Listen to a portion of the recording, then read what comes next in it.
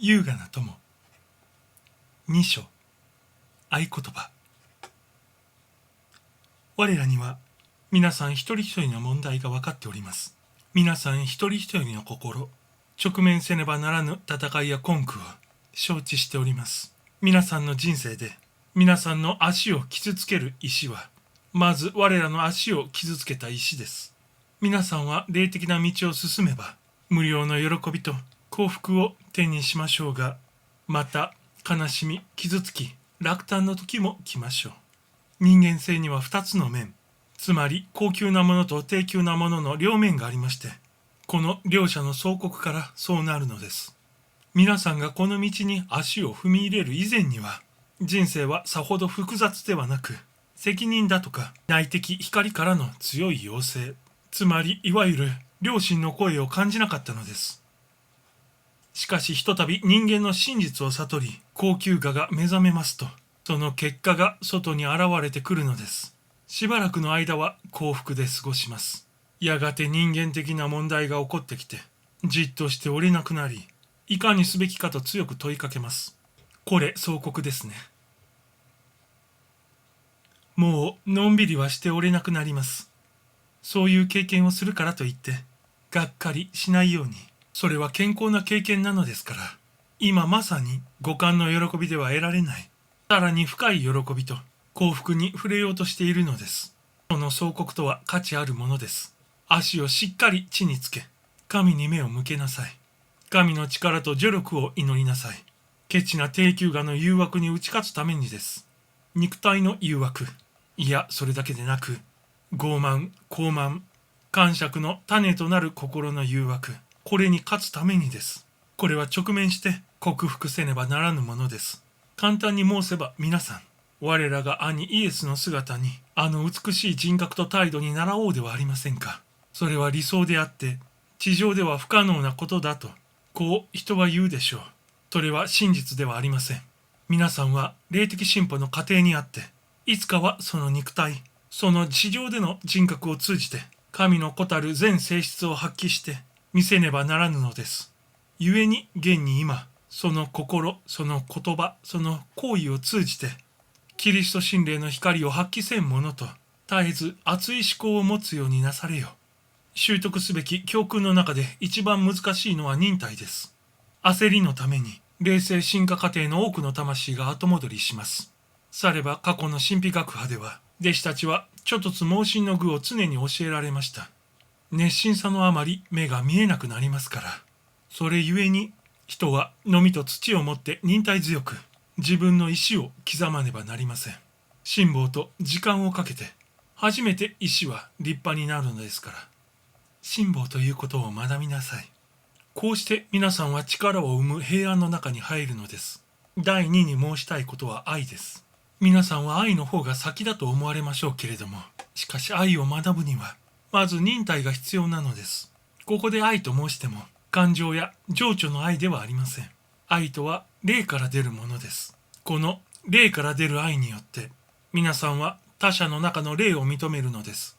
愛があれば人を裁きません。決して責を相手に着せません。神のみが相手の心の中をご存じだからです。思い違いはあまりに多いことです。慎みなされ、常に。このことがお分かりいただけねば、いつかはそのことが起こった理由がわかる時が来る。そのことを知りなされ。愛がなければ力は破壊をもたらし、自分も滅ぼします。力を求める力の火は魂を消耗させます。だが愛の温かさは生命を与えます。私は愛しておりますと口で言うだけでは不十分です。愛とは行き合う一人一人の魂に心底から自ら進んで何かをするものです。あなたがそうであるように他者も光に向かってもがいております。かように知りなされ、この精神を日常生活に生かしなさい。他者との交わりに愛を失わないようにしなさい。霊性進化の途上には一見して多くの矛盾があります。よく注意すること、話したり行ったりする前には考えること、こう言われます。後に道が進むと、進んでことを行うように、とっさに素早く賢くあるように、これを学べとそう言われます。現在の皆さんは慎重に言葉によくよく注意することを学ばねばならぬ段階にいます。賢者というものは沈黙を通して多くのことを学ぶものです。話すべきこと、話さずに置くこと。この間の区別をわきまえている人は何という賢者でしょう。また人の語る言葉によく耳を傾け、背後の例の言葉がわかる人も賢者です。賢い年老いたフクロウの話をご存知でしょう。木の上に座ってよく見、よく聞いたというフクロウです。賢くおなりなさい。黙しておいてなさい。よく耳を開いておいてなさい。皆さんは霊界の声を聞きたいと思っておられる。つまり、他界の愛する者たちの声。皆さんの守護霊、指導霊、後には霊視の言葉を聞きたいと望まれる。そうですね。それではまず、地上の人々の声をよく聞くようにしなさい。あなたに話しかけている人に全注意を傾けなさい。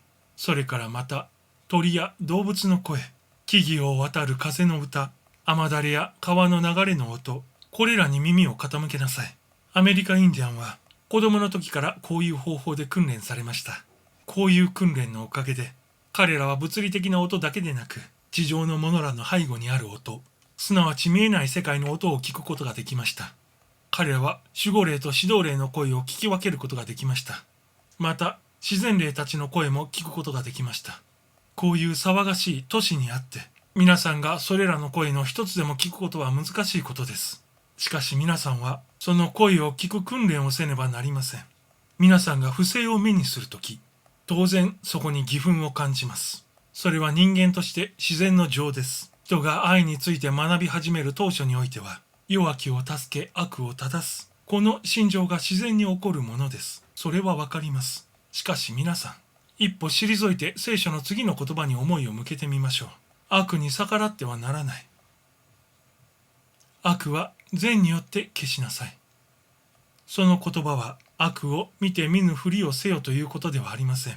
それはあなたの心を、生活を、周辺を善によって愛によって光によって満たしなさいということです。そうすれば悪は光によって消されていくのです。闇を取り去る正しい方法とは、この闇に光を当てること、これです。光を見たことのある者は誰しも悪を取り除くには自分自らの生活に光を発揮すること、自分の得た真理を優しく相手に示してあげること、これです。もし光を世に進めるにあたって共同したりグループを作ったりできる十分な仲間たちがあれば、もうあれこれ抗議をする必要はありません。光はあらゆる人の心に浸透しましょう。悪と闇のあるところに善と光が差し入りましょう。これが悪を克服する真実の道です。個人の場合でも、もしあなたが何かの摩擦、それが自分のことでも人様のことでも何か不都合があったら、愛と善意をもってその不都合に対処しなさい。不正に目くじらを立てなさるな。それは失敗のもと。これまでもたくさんの人が私にこう言いました。ホワイトイーグルさん、私は我慢ができないのです。これはひどい不正です。と。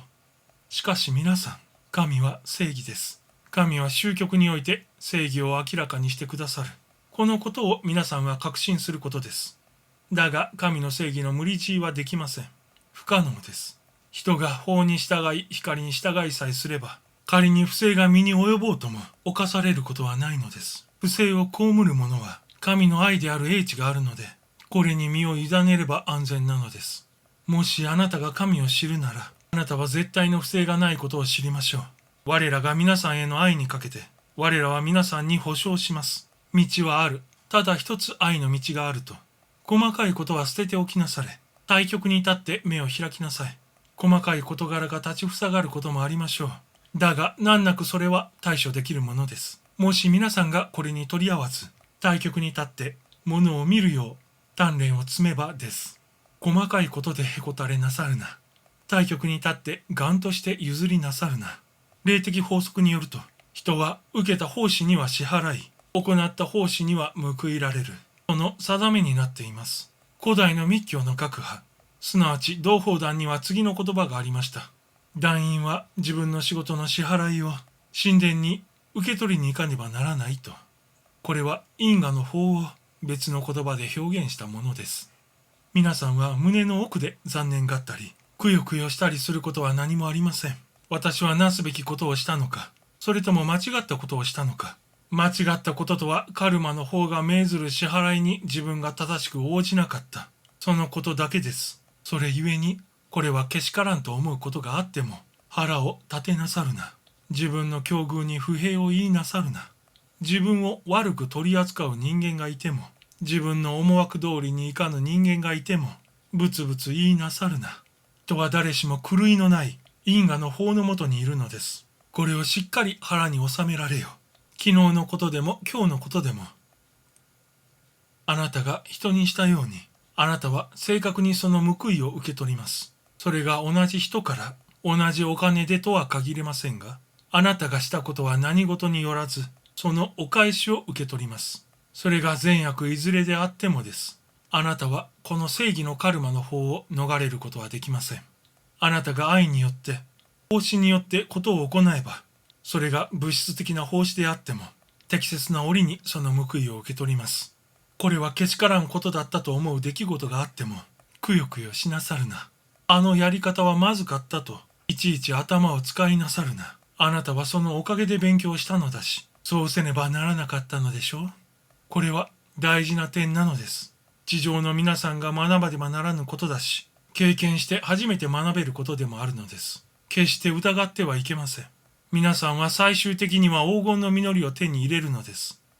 その時には報いが不当で辛く思えても、慎んで教訓を学ぶ姿勢を保つなら、あなたの霊にそのことが役立つのです。それによってあなたは一歩を最終の幸福、終局の完成に向かって多くの方を進めていくことになるのです。目は未だ見ず、耳は未だ聞かず、人の心も未だ知らず、かの神を愛する者たちのために神が備えたもうたかのものを、常に永遠なる光の中で物事を考えなさい。何かうまくいかぬことが生活の中にあったら、謙虚にそのすべてを光に委ねなさい。人が自己を光に同調させるとき、万事がうまくその生活にも自己自身にも現れるのです。この人は肉体の制約から永久に自由に放たれるものとなるのです。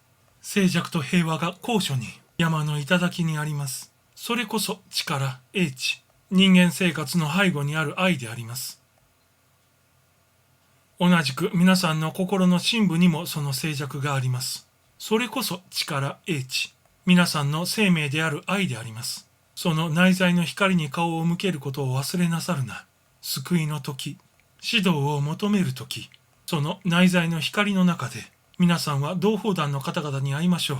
これらの方々は物質生活の外もで悩める人類に向かって宇宙からの光を投げかけておいでになる。